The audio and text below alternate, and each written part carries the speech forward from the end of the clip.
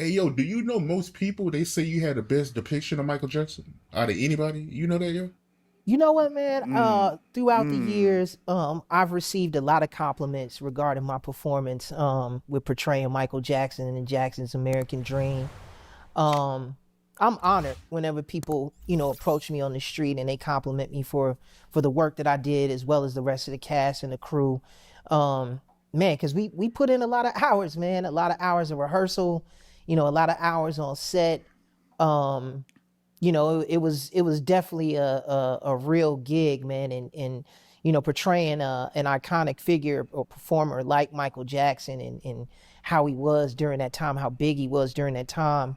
There's a lot of pressure, of course, stepping into those shoes or filling those shoes, because they have such a, amazing fan base.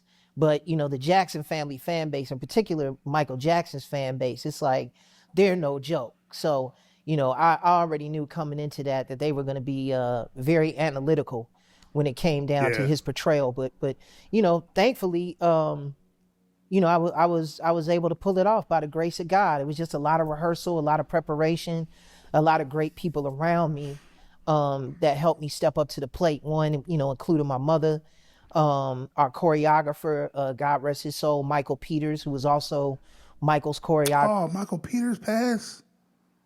I didn't think I don't think I knew that. Michael's Peter. Nah. back then. So it was a lot of people that helped me step up to the plate. I can't take that credit by myself. How did you get the role? Man, I got it. Oh, he passed in '94. Dang. Okay. But yeah, I would agree that Jason definitely had the best depiction of anyone. Like if you think of American Dream, the little kid that played the young Michael, he was dope. He was great. And then Wylie Draper, God rest his soul, which Jason's about to talk about him in a second, was great. But I think Jason was able to match Michael musically and emotionally. I think that's where the separation is. Because as great as the kid and Wally was, I don't think they was able to match musically and emotionally. I think Jason was able to kind of do most of the heavy lifting in terms of singing. A lot of those songs, I'll Be There, um, uh, I Want to Be Where You Are, the Apollo performance, the I Got the Feeling when they was in the audition for Motown with Barry Gordy, like just all that. Like he really had to carry most of the movie on his back. Like he had, I think, probably the most runtime of all of them. So he really had to carry it. Again, and emotionally, we were able to feel when he was in the airport and he didn't want to go on that plane. Like I forget that's not actual Michael because I could believe that freaking scene. He doesn't want to go. He doesn't care about cookies, ice cream. He doesn't care about getting any of that. He doesn't want to go on that plane. It's just the innocence and the joy. Like he was able to capture every emotion. So yeah, Jason, I think better than I'm trying to think after that. There's not really a lot. You have Man in the Mirror, Alexander. You already know that's not. Even though he did a great job in terms of trying the again emotionally, he was able to kind of capture what Michael was, but and also Beloved that did Searching for Neverland did a great job, but also just he didn't do anything musically, and his accent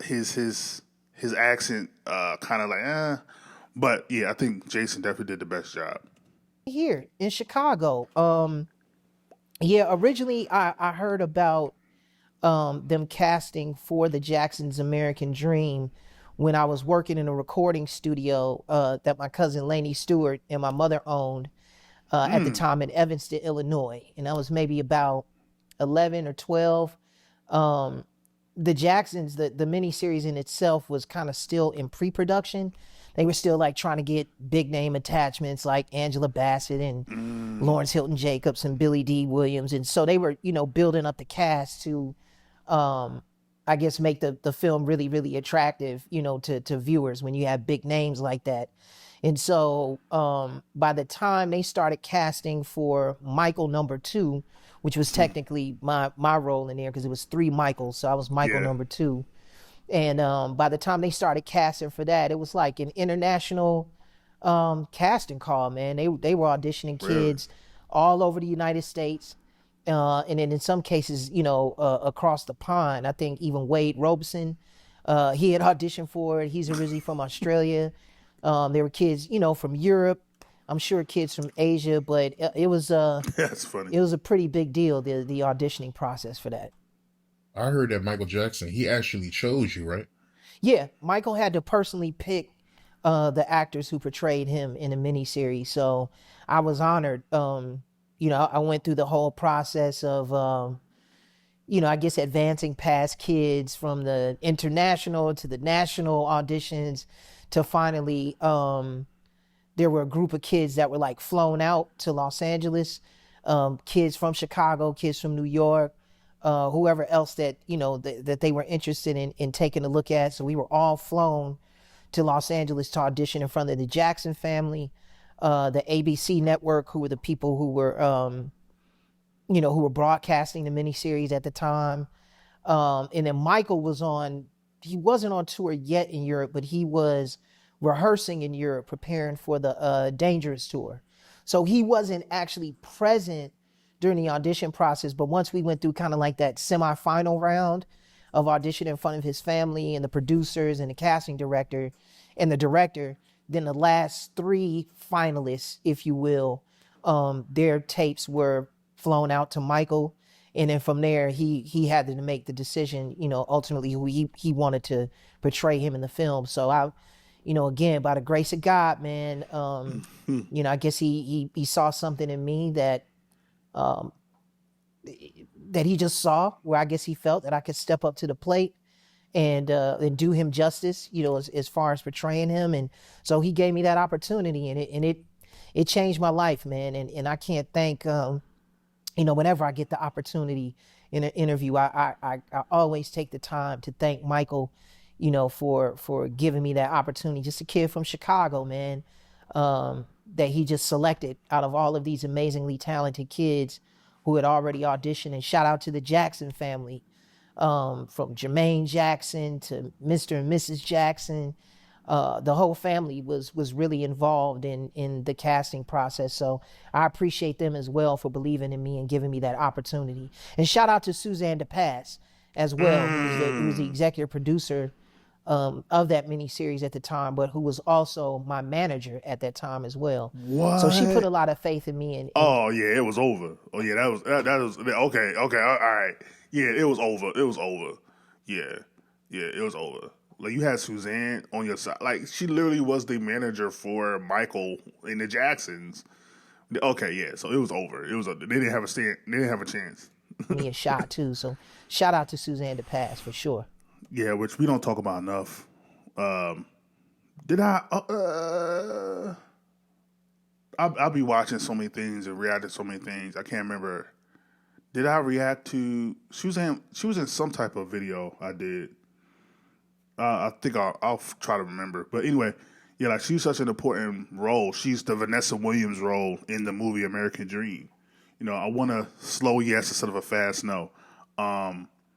She's really the one that kind of helped them curate the work ethic and discipline after Joe Jackson. It was her on the Hollywood side to get them ready for performing on the big stage. So she had a lot to do with that. Choreography, everything, placement, lineup, everything. So, yeah, so shout out to Suzanne with that. But also, like, yeah, I think that was Jason's first, like, big role. Like, I'm trying to look up right now. He was in, like, a couple things here and there, but nothing too crazy. But he then, following the American Dream, that's when the ball started rolling. He goes from that to Lion King, doing Simba, to then doing Thea with Brandy, young Brandy, and then goes from that to Smart Guy, then goes from that to ATL, and he did a variety of things since then. But like that really launched him. So the fact that Michael chose him, which I don't know if Michael ever talked about the movie, not to my knowledge, because around the time the movie came out is when he was on tour, and then also the allegations started. So I think he never really talked about the movie. I would love to know his thoughts on Jason Weaver. He might have one interview out, but I can't remember right now. But yeah, we can see why he saw something in Jason, man. Jason just had that it factor, he had that aura. That was just he felt like young Michael, like he sounded like young Michael, bro. Like, yeah. Did he ever come to the set?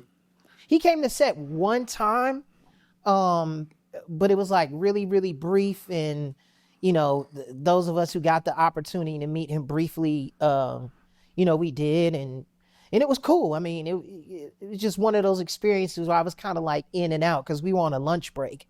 And I think we were kind of behind that day schedule-wise because we were filming at Enterprise Studios, on Magnolia Boulevard in Burbank. And we were actually filming the I'll Be There segment of the film where I was in the studio with Barry Gordy, who Billy D. Williams played.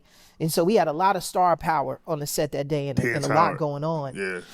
And so I guess during that time when he was in Los Angeles for whatever business that he was doing at the time, he was able to sneak over and say hello to a couple of the cast members, and then, then he kept it moving. So I was honored to meet him, honored to, receive positive feedback from him, and to know that, I truly had his blessing, And that's why I say when Suzanne being his manager, it's over, because not only political wise, I think if anybody could have convinced Michael, hey, this is a person I think you really need to watch for this, right, and probably got Jason far. Not to say that Jason is talented, but that's also, politics plays a part in everything.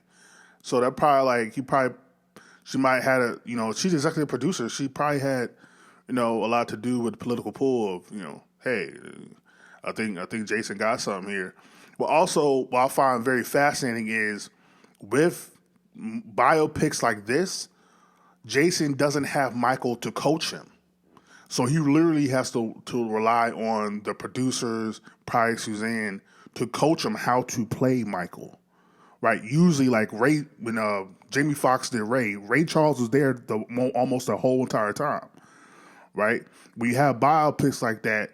Usually, the artist can help coach the actor somewhat, and the fact that he didn't have Michael there at all to coach him, he really was relying on the producers. I think also is crazy to me. But then again, Michael probably want to be someone that wants to coach a kid about how he was as a kid. So I can't see Michael even doing that in general. But yeah, that's also crazy to me. I heard you say that he'll be in disguise when he came to the set. Yeah. I mean, that was kind of like Michael's thing back then because he was such he's such a huge star, man. Like, he would go places and people would fucking pass out. You know what I mean? So he wasn't just like your regular superstar. He was, the biggest star on the planet. So even working professionals in the entertainment industry, if they knew that he was on set, that would have slowed production down. So they had to keep it kind of low. I heard that Tupac and Janet, they came to the set once. Yes, they did. Wait. Because Poetic Justice was 93. So I don't know when production started for Poetic Justice. What? Interesting. I mean, American Dream came out, I think, late 92? So, okay. I feel like Poetic Justice wouldn't take that long to produce. But what Pac and Jet, that's interesting. Especially with, for a long time, I didn't even learn till recently, the whole, Janet wanted me to take a test before we had the sex scene, even though the sex scene is not a real sex scene. So I find it to be funny that they was able to keep that up for so long because, God rest his soul, John Singleton wanted Tupac to be this big bad, this rebel, whatever, this bad boy image. Keep that image. So let's include that into the promotion for the movie, or whatever. But yeah, in real time, Janet and Pac were probably just cool. They're probably just really cool. Pac probably tried to shoot a shot, but couldn't get through because Janet was already married. But yeah, that's interesting. That's dope as hell. Like, yo, imagine being a kid seeing Michael, seeing Janet, Pac. But this even before Pac was really Pac. But I just think it was right after Juice. But yeah, just seeing all these all-stars, like, that's crazy. Billy D, Angela Bassett, that had to be crazy. Dude, that's when I first met Pac.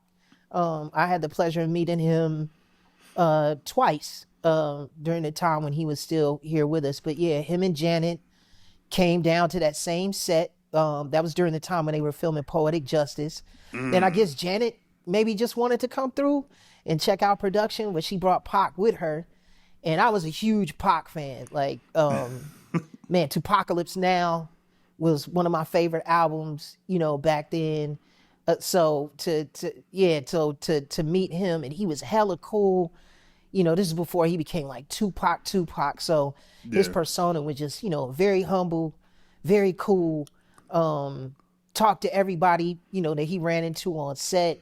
I shook his hand and just had the opportunity to tell him that I was a fan. So that was dope. And then of course Janet Jackson, like, man, that was Janet. If anybody remembers Poetic Justice, Janet Jackson, boy, you know what I mean? Boy. So it was great to meet her in person as well. She was very nice, very gracious, very complimentary, towards everybody that was there, working on the set. She thanked everyone who was there working on behalf of that show. So it was cool to interact with a superstar like her that was so humble like that, Ooh. That's crazy. Because I was just talking about this. I want to say, I'm trying to remember who it was. I want to get it right. Well, with my homegirl, we was talking about Janet wasn't in this movie at all. Like, she wasn't in American Dream at all, which is weird. It's like Janet is one of, especially by 92, she's one of the biggest pop stars in the world.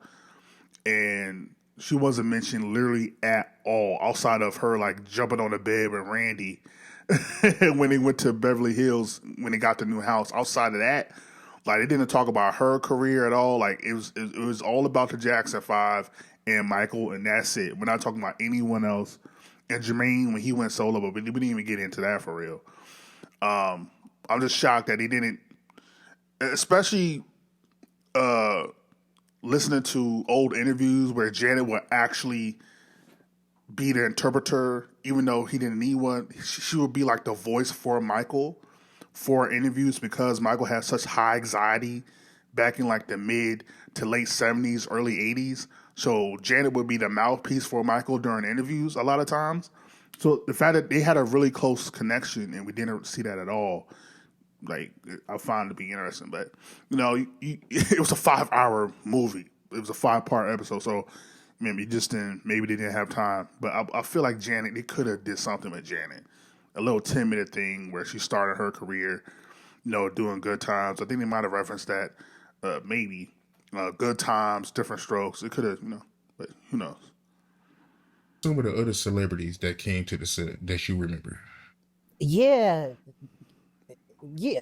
it was crazy, man. There were always like friends of the Jackson family who were coming onto the set, just to show support and just out of curiosity, because was the talk of the town, the lead up to it, premiering.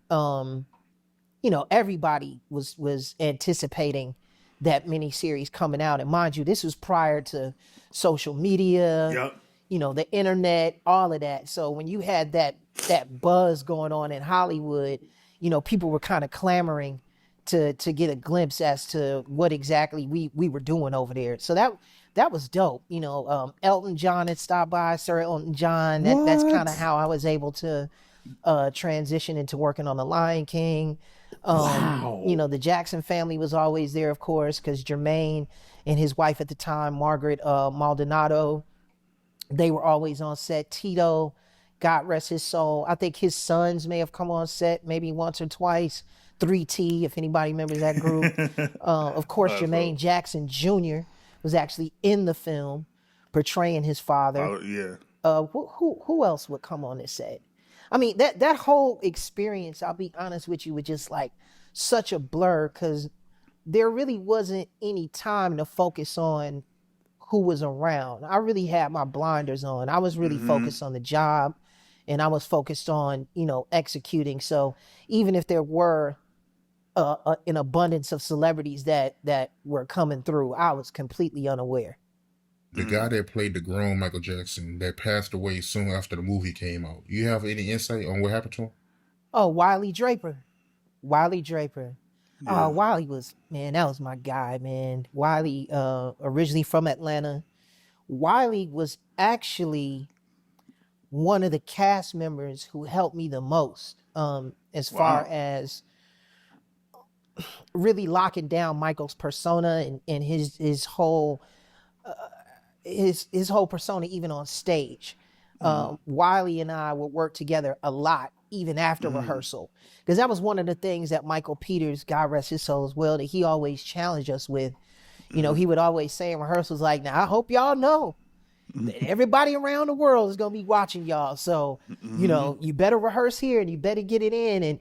And even those times where you can rehearse on your own, take the time to do it, because there are going to be a lot of people who are going to be critical of your performances. And, if you guys don't come through, the world is definitely going to let you know. So those of us, well, all of us took that very, very seriously. There wasn't a cast member on that show that didn't, take extra hours to rehearse or to prepare, or, to lock in, even tighter into their roles. So Wylie and I would get together and just go over moves in the mirror.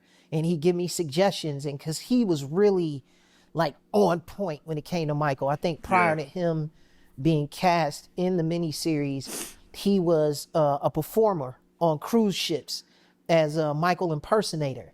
And so, he really, really had it down. But, aside from him presenting such a beautiful performance in that film, man, he was just an amazing and beautiful person, man. Beautiful spirit, nice to everyone, very humble. I actually went and visited him when he was in the hospital. He was at St. Joseph's Hospital in Burbank, and I think this was maybe 5 to 6 months after the miniseries had aired. And then I caught wind that he was sick with leukemia. And so my mother and I, we found out that he was at St. Joseph's in Los Angeles. And so we went over there to visit him, and I got a chance to tell him, thank you, and how much I appreciated him and loved him as a friend, and, prayed with him. And then unfortunately and sadly, maybe like a month later, he passed. But Wylie was really, really good guy, man. All of us who had the pleasure of working with him on that miniseries, we all miss him. We wish, I believe all of us, we wish that he would have gotten the chance to really, receive his flowers fully while he was still here with us, I guess I got my answer in regards to who was helping him along the way to get that persona, like I said, on stage. Wylie was so dope because he was able to make Michael assertive, but yet still gentle, which is very hard that's kind of very hard to do. Like, when I think of his portrayal of Michael, it was very assertive at times, but it was very gentle at the same time. And again, he had the moves down pat when he first goes onto the scene doing Dancing Machine, to then doing the Motown 25 performance, to then getting his hair getting caught on fire, all that, the discussion with Angela Bassett, who was Catherine, about dermatology, and they were kind of talking about the vitiligo without talking about it, all that. Wylie did such a great job. I misspoke in one of my videos. I forget what video it was. I think it was one of the Michael Jackson trailers about him being in the backup in the music Remember the Time, which, doing my research, I don't think he was actually in Remember the Time. He was just a impersonator.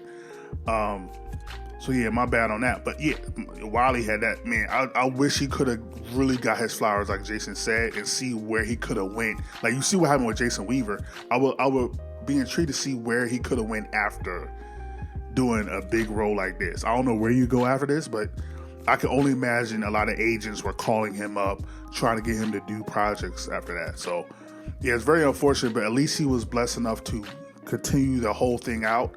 And I think he probably got to at least see it, because I think he died like 6 months or a year after it dropped. So it's a blessing that at least he got to see it and live his dream. I mean, you got to play Michael, and Michael chose you. Like, who else can say, like, no matter what happens in this film that's coming out on April 24th, as much as everyone in the Jackson family is a part of this, Michael didn't pick them. Like, so to say that Michael picked you after you being so in love with Michael and passionate about Michael that you impersonate him, go on cruise ships, doing his performances, and now you get picked by him, get to portray him, and see it live out, like, I'm so glad he at least got to experience that. It's just unfortunate that he didn't get to,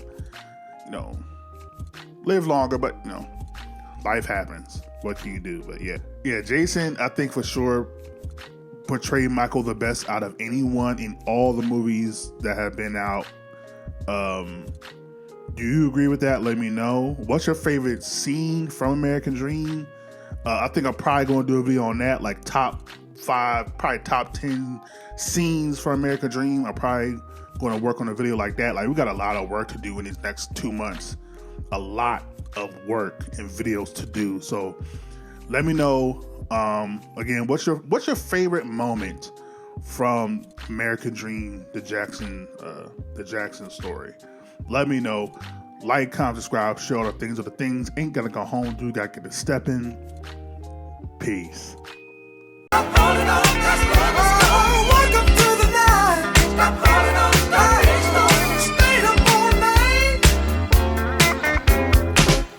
Did you tell me this was over? There ain't no use talking it over. Yeah, or can you try to tell me sooner? But can you tell me it was over?